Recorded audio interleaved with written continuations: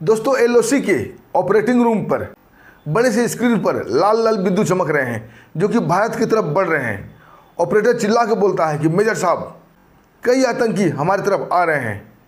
और दोस्तों मेजर अर्जुन अपनी टीम के साथ आतंकियों को घेरने के लिए आगे बढ़ जाते हैं, लेकिन यहाँ उल्टा हो जाता है। आतंकी पहले से ही घात लगा के बैठे हुए थे और भारतीय सेना के ऊपर ही अटैक हो जाता है। बड़ा मुश्किल से मेजर अर्जुन और उसकी टीम की जान बचती है। और ऐसा एक बार नहीं, पिछले 2 महीने से कई बार हो रहा था। जब भी भारतीय सेना कोई कार्रवाई करती, उल्टा पड़ जाता। मेजर अर्जुन को ये समझते देर नहीं लगती है कि अपने अंदर की प्लानिंग कहीं से लीक जरूर हो रही है। कोई गद्दार अपने अंदर ही छिपा है। और दोस्तों अंदर कवर एजेंट, खुफिया विभाग की एजेंट रिया सेन की मदद ली जाती है। वो रिया सेन जो रेहाना बनकर आतंकियों में मिली हुई थी। और उसके बाद दोस्तों पता चलता है कि गद्दार कोई छोटा मोटा आदमी नहीं, बल्कि भारतीय सेना के बड़े पद पर बैठा एक अधिकारी है। उसके बाद जो होता है दोस्तों बड़ा ही गजब, बड़ा ही विचित्र होता है। आइए दोस्तों जानते हैं इस कहानी में आखिर वो गद्दार कौन था, क्या वो पकड़ा जाता है, और पकड़ा जाता है तो क्या होता है। दूसरा क्वेश्चन दोस्तों, अंदर कवर खुफिया की एजेंट रिया सेन उर्फ रेहाना क्या पकड़ी जाती है, उसका क्या होता है। दोस्तों कहानी बड़ी ही सस्पेंस वाली है। कहानी को स्किप नहीं कीजिएगा, पूरा देखिएगा। और दोस्तों कहानी शुरू करने से पहले आप लोगों को बहुत बहुत शुक्रिया, दिल से धन्यवाद। दोस्तों कहानी की शुरुआत एलओसी बॉर्डर की एक बर्फीली चोटी से होती है। चारों तरफ सीना को चीरती हुई ठंडी हवाएं बह रही है। बर्फ की वादियों में कई गुप्त बंकर बने हुए थे और उन गुप्त बंकर में एक मीटिंग चल रही थी। और आतंकी का सरगना था हमजा बुखारी। और करीब करीब 10 बंकर के बीच एक बड़ा सा स्पॉट बना हुआ था जो कि शायद मीटिंग के लिए था। और पाकिस्तान से आतंकियों को ट्रेंड करके उसी बंकर में लाया जाता था। और दूसरा स्पॉट होता था उस बंकर से भारत में घुसपैठ कराना। और उसका सरगना हमजा बुखारी वहाँ काफ़ी चिंतित टहल रहा था और हाथ को मलते हुए कहता है कि पिछले 6 महीने से हमने बहुत कुछ खोया है। अपने कई ठिकाने खोए, अपने कई साथी खोए और अपनी इज्जत भी खोई। और फिर एकाएक चिल्ला के कहता है, इसके साथ साथ हमने अपना डर भी खो दिया। अब मुझे अपनी चिंता नहीं है, भारत को ऐसा जख्म देंगे कि भारत बिलबिला उठेगा। तभी एक आतंकी जिसका नाम रहमान था वो बोलता है कि हजूर, भारत की सुरक्षा एजेंसी काफ़ी सक्रिय हो गई है और भारत की सुरक्षा व्यवस्था पहले से भी मजबूत हो गई है। हमजा बुखारी उसकी तरफ बड़ा ही हिकारत से देखता है और बोलता है, मजबूत दीवार बाहर से नहीं तोड़ी जा सकती, मजबूत दीवार को हमेशा अंदर से गिराया जाता है। भारत की सबसे बड़ी ताकत भारतीय सेना है और सबसे बड़ी कमजोरी भारत के गद्दार हैं। और अपना एक आदमी भारतीय सेना में बैठा हुआ है जो हमें गुप्त प्लानिंग भेज देता है। और कोई छोटा मोटा पद पे नहीं है, एक बहुत बड़ा पद पर है। तभी दोस्तों एक वहाँ नकाबपोश आता है और चुपके से एक पेन ड्राइव हमजा बुखारी को पकड़ा देता है। हमजा बुखारी खुश होकर सभी आतंकियों को दिखाता है, ये देखो हमारा भारत का सीक्रेट प्लान आ गया। यानी कि वो हमारा आदमी, यानी कि भारत का गद्दार अभी सक्रिय है, काम कर रहा है। और दोस्तों दूसरी तरफ दिल्ली का राव हेडक्वार्टर, वहाँ भी छोटी सी मीटिंग चल रही थी। और राव के चीफ बोलते हैं, एक इनपुट आई है और इनपुट यह है कि एलओसी बॉर्डर पर फिर से 10 बंकर बनाए गए हैं और उस बंकर में नए नए आतंकियों को शिफ्ट किया गया है और भारत में घुसाने की फिराक में चल रहे हैं वो लोग। दोस्तों इस खबर को एलओसी पर तुरंत प्रसारित कर दिया जाता है और एलओसी के अग्रिम पोस्ट पर ड्यूटी थी मेजर अर्जुन यादव की। उन्हें खबर मिल जाता है कि फिर से आतंकियों ने 10 बंकर बनाए हैं और आतंकी सक्रिय हो रहे हैं। अर्जुन यादव तुरंत ये खबर अपने बड़े ऑफिसर यानी कि कर्नल जावेद अख्तर को देता है। और कर्नल जावेद अख्तर मुस्कुराते हुए बोलते हैं कि अर्जुन, तुम्हारे रहते हमें कोई चिंता नहीं है, तुम ऐसा करो अपनी पेट्रोलिंग टीम लेकर एक बार निकल जाओ, देखो क्या ये इनपुट सही है या गलत है। और दोस्तों अर्जुन यादव अपने कमांडो के साथ पेट्रोलिंग के लिए निकल जाते हैं। बिल्कुल शांत वातावरण, चारों तरफ बर्फ ही बर्फ, ठंडी हवा चल रही थी। और इस शांत वातावरण में एकाएक गोलियों की तरतराहट गूंजने लगती है। लेकिन भारतीय कमांडो बिल्कुल ट्रेंड थे और तुरंत पोजीशन ले लेते हैं, नहीं तो सारे के सारे मारे जाते। अर्जुन यादव चिल्ला के बोलते हैं कि कमांडो धीरे धीरे पीछे अपने पोस्ट की तरफ बढ़ो, लगता है आतंकियों ने अम्बुश लगा रखा है। तभी एक जवान जोश से बोलता है, नहीं साहब, इन आतंकियों को मैं मजा चखा के ही जाऊँगा। अर्जुन बोलते हैं, जवान जोश में होश मत खो, हमें अपना जवान हर हाल में सुरक्षित चाहिए और दोस्तों कवरिंग फायर करते हुए अर्जुन यादव की टीम धीरे धीरे अपने पोस्ट की तरफ लौटती है। बड़ी मुश्किल से उनकी जान बची थी। अर्जुन यादव अपने सीनियर को कर्नल जावेद अख्तर को ये रिपोर्ट देता है कि सर वहाँ तो पहले से अम्बुश लगा हुआ था। जावेद अख्तर ये सुनकर काफ़ी मुस्कुराता है, बोलता कोई बात नहीं अर्जुन, दोबारा कोशिश करना। जावेद की मुस्कुराहट अर्जुन को खल रही थी। और दोस्तों दूसरे दिन बार रूम में प्लानिंग की जाने लगती है आतंकियों को घेरने की, और ड्रोन की मदद ली जाती है। जब ड्रोन से देखा जाता है तो सब कुछ समान नजर आ रहा था, लेकिन ध्यान से देखने पर पता चल रहा था कि बर्फ़ के बीच कुछ असमान गतिविधि तो हो रही है। अर्जुन यादव समझ जाते हैं कि यही वो 10 बंकर है जहां आतंकी छुपे हुए हैं। दोस्तों उन्हें घेरने की प्लानिंग होने लगती है और एक पेट्रोलिंग टीम को वहां गश्त के लिए भेजा जाता है, लेकिन पेट्रोलिंग टीम वापस नहीं आती। दोस्तों बड़े दुख के साथ ये कहना पड़ता है कि पेट्रोलिंग टीम वहाँ मार दिया गया था। जब अर्जुन यादव अपनी टीम कमांडो को लेकर वहाँ पहुँचते हैं तो वहाँ पेट्रोलिंग टीम की लाश छत बिछत हालत में मिलती है। अब अर्जुन यादव को समझते देर नहीं लगती है कि हमारी सारी प्लानिंग आखिर लीक क्यों हो रही है, कैसे हो रही है। दोस्तों अर्जुन यादव अपना शक किसी पर जाहिर नहीं करते हैं, सीधे राव के ऑफिसर राजीव चौहान से बात करते हैं जो कि दिल्ली मुख्यालय में बैठे हुए थे, और राजीव चौहान पर अपना शक जाहिर करते हैं कि हमारा प्लानिंग सब कुछ लीक हो रहा है। कई बार हम पर खतरनाक अटैक हुआ है और हम मरते मरते बचे हैं, और कल हमने पेट्रोलिंग टीम को भेजा, उसे मार गिराया गया। यानी कि हम जो प्लान बनाते हैं वो प्लान लीक हो रहा है, वो प्लान पहले ही दुश्मन तक पहुंच रहा है। दोस्तों राजीव चौहान बोलते हैं तुम हमें 2 घंटे का वक्त दो, सब कुछ हम बता देंगे, क्योंकि हमारी अंडर कवर एजेंट रिया सेन रेहाना के रूप में आतंकियों के बीच में रह रही है। दोस्तों रेहाना के लिए गुप्त मैसेज छोड़ दिया जाता है और थोड़ा देर बाद ही रेहाना वापस कोड में मैसेज डाल देती है कि पाकिस्तान से 40 आतंकी की टीम भारत में घुसपैठ करने के लिए एलओसी के रास्ते के लिए रवाना हो गई है, और बीच में एक पड़ाव है जहां हमजा बुखारी ने 10 बंकर को तैयार किया है, और वहीं पर इन आतंकियों को रखा जाएगा, उनका ब्रेन वॉश किया जाएगा, उन्हें उकसाया जाएगा और भारत में प्रवेश करा दिया जाएगा। जब राजीव चौहान बोलते हैं कि भारत की प्लानिंग बार बार लीक हो रही है, इसका पीछे कौन है, रेहाना बोलती है सर हमें थोड़ा वक्त दो, पता करेंगे। और 40 आतंकियों के साथ रेहाना भी भारत में घुसपैठ करने के लिए निकल पड़ती है। अब वो हमजा बुखारी के बंकरों में थी और हमजा मीटिंग ले रहा था। अब बोल रहा था मेरे प्यारे बच्चों, तुम्हें भारत में घुसना है, भारत को दहलाना है, और जो भी लौट के आएगा उसके लिए पाकिस्तान में सभी शान शौकत के सामान मुहैया कराया जाएगा, और हमने तुम्हारे रास्ते आसान कर रखे हैं। भारतीय सेना रूपी मजबूत दीवार के अंदर हमने सेंध लगा दिया है, हमने एक ऑफिसर को तोड़ा है जो कि हमें मदद करता है। और ये सब बातें रेहाना रिकॉर्ड कर रही थी अपने गुप्त कैमरे में।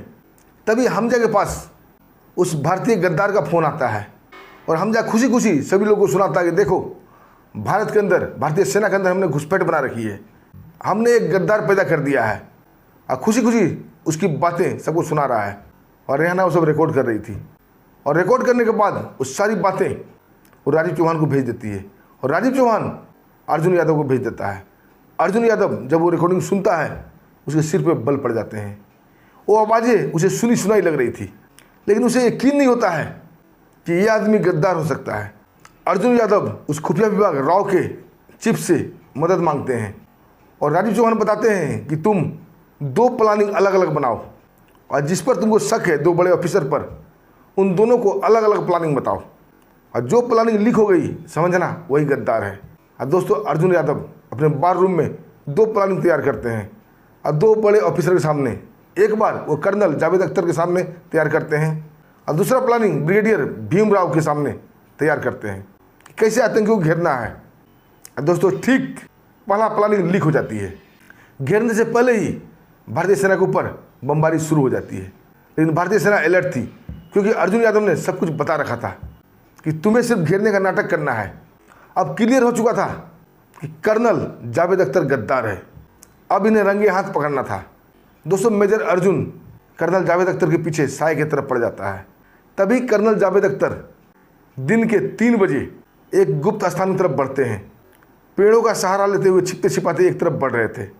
वहाँ एक पेड़ का छोटा सा झुरमुट टाइप का था जो काफ़ी घना था। वहाँ पहुँचकर कर्नल जावेद अख्तर अपना पैकेट से कोई पेन ड्राइव जैसा चीज़ निकालते हैं और एक नकाब उसको पकड़ा देते हैं। अब बोलते हैं अगली प्लानिंग फिर दूंगा। ये सब दोस्तों अर्जुन यादव सामने देख रहा था। वो काला साया वो पेन ड्राइव लेकर चला जाता है। तभी अर्जुन यादव सामने निकलते हैं और अपना पिस्टल निकालते हुए बोलते हैं कि मुझे आप पर शक तो पहले से था, लेकिन यकीन नहीं था कि आप ही गद्दार होगे। तभी कर्नल जावेद अख्तर बोलते हैं कि अर्जुन तुम समझने की कोशिश करो, जैसा तुम समझ रहे हो ऐसा कुछ नहीं है। तभी मेजर अर्जुन यादव बोलते हैं कि अब समझने बुझाने के लिए अब कुछ भी नहीं रहा, अब तो सीधा कार्रवाई होगी। अब दोस्तों उन्हें गिरफ्तार करके पोस्ट पर लाया जाता है और एक पोस्ट पर उन्हें कुर्सी में बांध दिया जाता है। पूरे फौज को बुलाया जाता है, उन्हें सारी कहानी बताई जाती है कि गद्दार कोई और नहीं हमारे कर्नल साहब हैं, जिनका नाम जावेद अख्तर है। कर्नल साहब सिर झुकाए चेयर से बंधे हुए थे। मेजर अर्जुन चिल्लाते हुए बोलते हैं कि सर मैं आपको अपना आदर्श मानता था, आपने क्यों किया ऐसा? कर्नल जावेद अख्तर बिना डरे बोलते हैं कि मैंने ये सब अपने कौम के लिए किया। तुम लोग आतंकियों को मारने की प्लानिंग हमारे सामने बनाते हो, आखिर वो हमारे कौम के लिए ही तो जिहाद कर रहा है। तभी अर्जुन यादव चिल्लाते हुए बोलता है, छी, मुझे घिन आती है आपसे। सेना की वर्दी पहनकर आतंकियों की पक्ष की बात करते हो, देश से गद्दारी करते हो। तभी कर्नल जावेद अख्तर बोलते हैं, अरे क्या देश देश लगा रखा है, अरे देश से ऊपर भी कोई चीज़ होती है। अर्जुन यादव चिल्लाते हुए बोलते हैं, देश से ऊपर कोई चीज़ नहीं होती। तभी कर्नल जावेद भी चिल्लाते हुए बोलते हैं कि देश से ऊपर जाति होती है और जाति से ऊपर धर्म होता है और धर्म से ऊपर कौम होता है और कौम से ऊपर जिहाद होता है। मैंने जो कुछ किया अपने कौम, अपनी जाति, अपनी जिहाद के लिए किया। मेजर साहब बोलते हैं, सर आपने सिर्फ फाइल नहीं बेची है, बल्कि हम सब फौजियों का विश्वास बेचा है। अरे आने वाले दिनों में कोई फौजी कैसे किसी मुस्लिम ऑफिसर के ऊपर विश्वास कर सकता है? आपने तो पूरा मुसलमान को गद्दार घोषित कर दिया। तभी कर्नल जावेद शांत स्वर में बोलते हैं कि देशभक्ति से क्या मिलता है अर्जुन? एलओसी पर ठंडी और बर्फीली रात, 24 घंटे बर्फीली हवाएं, दुश्मन की गोली और अंत में तिरंगा में लिपटा हुआ लाश। तभी अर्जुन यादव बोलते हैं कि तिरंगा में लिपटना हर किसी का नसीब नहीं होता सर, ये दर्जा शहीदों को मिलती है, भारतीय फौजी को मिलती है। कर्नल जावेद अख्तर भी बोलते हैं कि सम्मान से पेट नहीं भरता, मैं मरने के लिए फौज में भर्ती नहीं हुआ था और मुझे खुशी है कि मैं अपने कौम के काम आ रहा हूँ।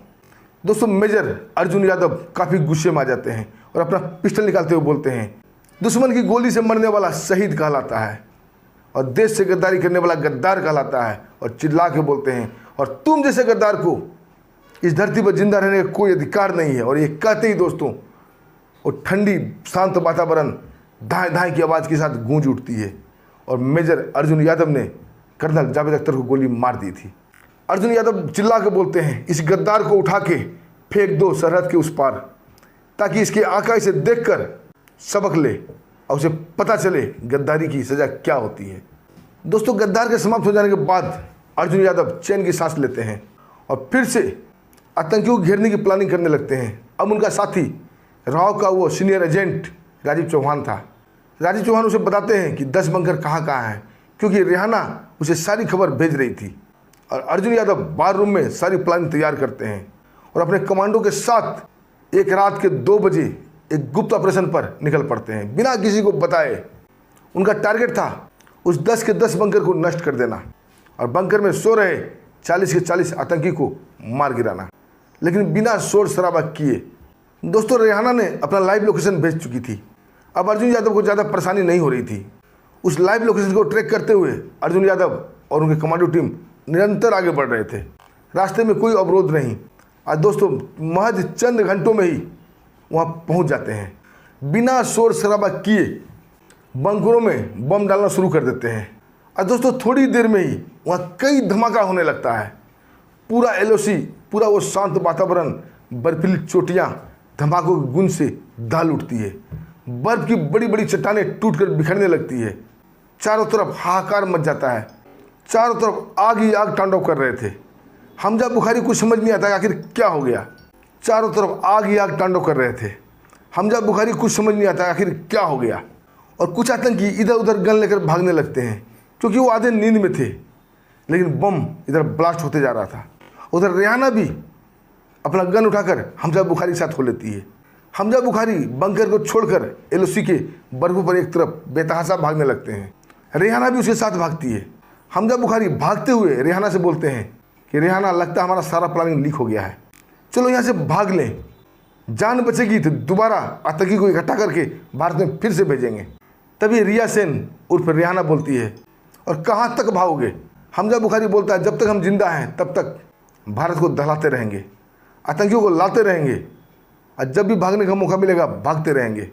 रिया सेन बोलती है हम आपको भागने देंगे तब तो भागेंगे।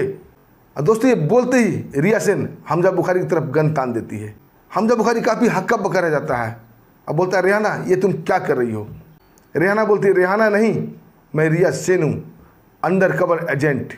और दोस्तों ये कहते ही ट्रिगर दबा देती है।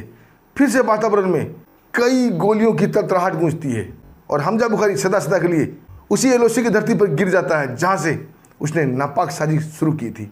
उसके बाद रिया सेन गन को उठाकर आकाश की तरफ 3 फायर लगातार करती है। ये संकेत था मेजर अर्जुन यादव के लिए और अर्जुन यादव वहाँ पहुँचते हैं। रिया सेन को सही सलामत लेकर अपनी टीम के साथ फिर वापस अपने एलओसी बॉर्डर के पोस्ट पे आ जाते हैं और इस बार उनका मिशन सक्सेस रहा। दोस्तों कहानी के लास्ट में आपके लिए एक क्वेश्चन भी है, भारत में रहकर भारत के गद्दारों की क्या सज़ा होनी चाहिए और सेना के अंदर रहकर जो गद्दारी करते हैं उनकी क्या सज़ा होनी चाहिए। दोस्तों ज़रूर बताइएगा और इसी के साथ हमें आगे अब दीजिए, फिर मिलते हैं एक शानदार सच्ची कहानी के साथ। तब तक के लिए नमस्कार, जय हिंद, जय भारत।